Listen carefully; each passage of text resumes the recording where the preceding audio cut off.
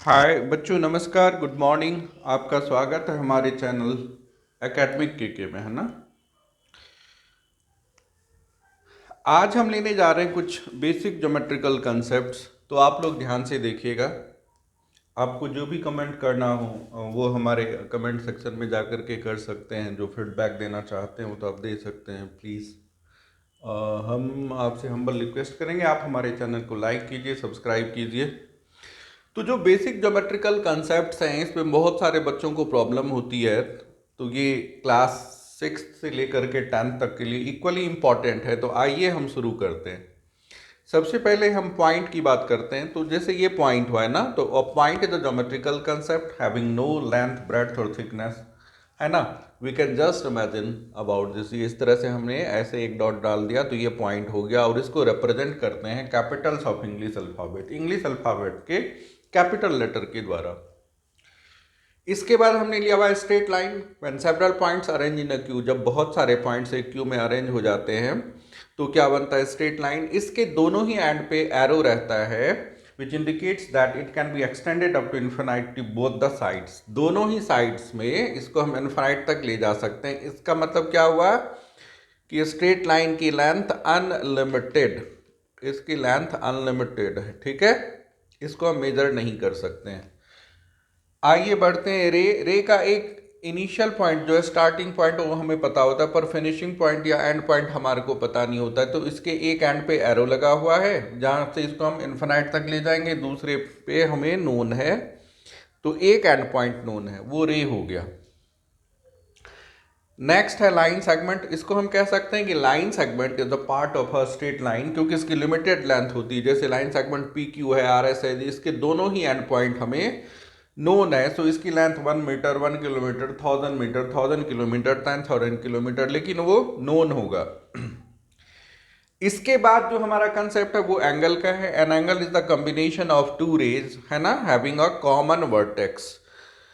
तो इसमें जो कॉमन पॉइंट है उसको हम वर्टेक्स कहते हैं। बाकी दो जो रेज हैं वो दो आर्म हो गए। तो इस एंगल में हमने क्या देखा कि दो आर्म है, एक कॉमन वर्टेक्स है। इसको कैसे हम लिखते हैं, या तो हम एंगल ए ओ बी और एंगल बी ओ ए और सिर्फ एंगल ओ कह सकते हैं। अब आते हैं हम लाइंस के बारे में। तो सबसे पहले हमने लिखा है बच्चों पैरेलल लाइंस। देखिए एल और एम दो पैरेलल लाइन हमने बनाए हैं। तो two lines in a plane are said to be parallel lines if they don't have any common point on them, कि अगर उसमें कोई कॉमन पॉइंट नहीं है तो वो होगा पैरेलल लाइंस। और इंपॉर्टेंट बात है कि इन दो लाइन के बीच की जो परपेंडिकुलर हाइट है ना, जैसे यहाँ भी आपको ए दिख रहा है, यहाँ भी ए यूनिट दिख रहा है, ये किसी भी पॉइंट पे इक्वल होगी। तो अगर किसी दो लाइन के बीच की परपेंडिकुलर हाइट हर जगह पे सेम होती है तो हम इसे पैरेलल लाइंस कहेंगे, और ये आगे पीछे प्रोड्यूस करने पे कहीं ना मिलेगी। So we can say that line L is parallel to line M. ये पैरेलल का साइन है। Then we have intersecting line. If two lines, meet at a point, exactly one point, then they are said to be intersecting lines. जैसे x and y are intersecting line, क्योंकि इसमें exactly एक common point A है. Then we have perpendicular lines. So two lines are said to be perpendicular lines if they incline each other at an angle of 90 degree, की अगर दो angle एक दूसरे पे इस तरह से खड़ी हों कि उनके एंगल ऑफ इंक्लिनेशन 90 डिग्री का हो। बच्चों आप देख सकते हो ये सारे ही 90 के होंगे, इधर भी इधर भी इधर भी, है ना। तो उसे हम परपेंडिकुलर लाइन कहेंगे। तो इसमें हम क्या लिखेंगे कि line A is perpendicular to line B. Straight line के लिए ये सिंबल, परपेंडिकुलर का ये सिंबल, ठीक है। अब बढ़ते हैं हम ट्रांसवर्सल लाइन, कि अगर एक लाइन दो लाइंस को अलग अलग डिस्टिंक्ट पॉइंट पे मीट करे तो हम इस तीसरे लाइन को क्या कहेंगे, बाकी लाइनों का ट्रांसवर्सल। इस डायग्राम में ए और बी हमने दो लाइन लिए हुए हैं, लाइन ए लाइन बी।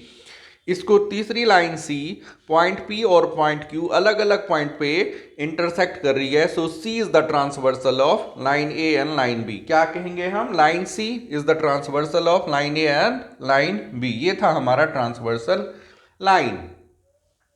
आगे बढ़ते हैं कोइंसिडेंट लाइंस में। क्या होगा कि अगर दो लाइन एक दूसरे के ऊपर लाई करे, जैसे एक लाइन हमने पहले एल ले लिया, उसी पे दूसरा एम आ गया, so L and M are coincident lines.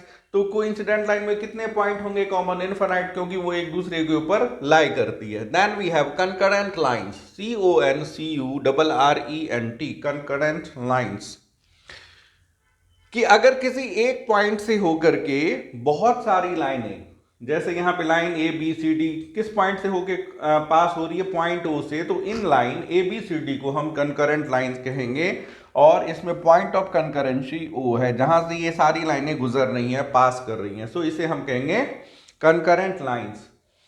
आइए अब हम देखते हैं एंगल के बारे में, डिफरेंट टाइप्स ऑफ एंगल के बारे में। एंगल में हमने कहा था कि an angle is the combination of two rays, है ना, दो रे हो गया, मान लेते ये O है, ये A है और ये B है, तो ये OA एंड OB, इसको हम कहते हैं आर्म्स। तो एंगल में दो आर्म्स होंगे, और ये जो कॉमन पॉइंट है इसको हम कहते हैं वर्टेक्स। क्या कहते हैं? Vertex, VERTEX। तो इस तरह से किसी एंगल में एक कॉमन वर्टेक्स होगा, दो आर्म्स होंगे। इसको लिखने के हमने तीन तरीके बताए थे, या तो एंगल AOB लिख सकते हो आप इसको स्मॉल में, AOB, या फिर BOA, या फिर सिंपली एंगल O। ये तीन तरीके हैं, तीनों ही तरीके सही हैं। अब हम टाइप्स ऑफ एंगल देख रहे हैं on the basis of their measurement. Measurement के हिसाब से पहला एंगल है जीरो एंगल।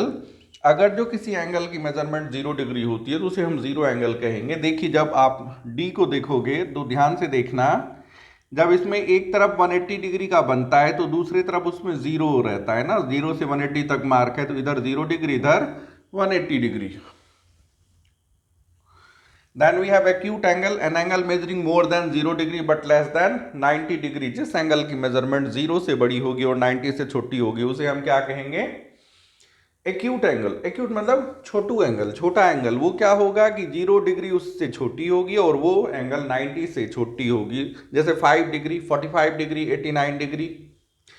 राइट एंगल, अगर किसी एंगल की मेजरमेंट एग्जैक्टली 90 डिग्री हो तो हम इसे राइट एंगल में लेंगे। ऑब्ट्यूज एंगल, अगर एंगल की मेजरमेंट 90 डिग्री से बड़ी हो और 180 डिग्री से छोटी हो, इसके एग्जांपल में जैसे 91 डिग्री रख सकते हो, 150 डिग्री रख सकते हो, 179 डिग्री रख सकते हो। क्या देखना हमें कि ये 90 से बड़ी हो और 180 से छोटी हो। स्ट्रेट एंगल एग्जैक्टली 180 डिग्री का होता है। रेफ्लेक्स एंगल, किसी एंगल का रेफ्लेक्स फाइंड करने के लिए हम उसको 360 में से माइनस कर लेते हैं, will find the reflex angle. Sorry. Then we have complete और होल एंगल, जिस एंगल की मेजरमेंट एग्जैक्टली 360 डिग्री होती है उसे हम कंप्लीट या होल एंगल कहते हैं।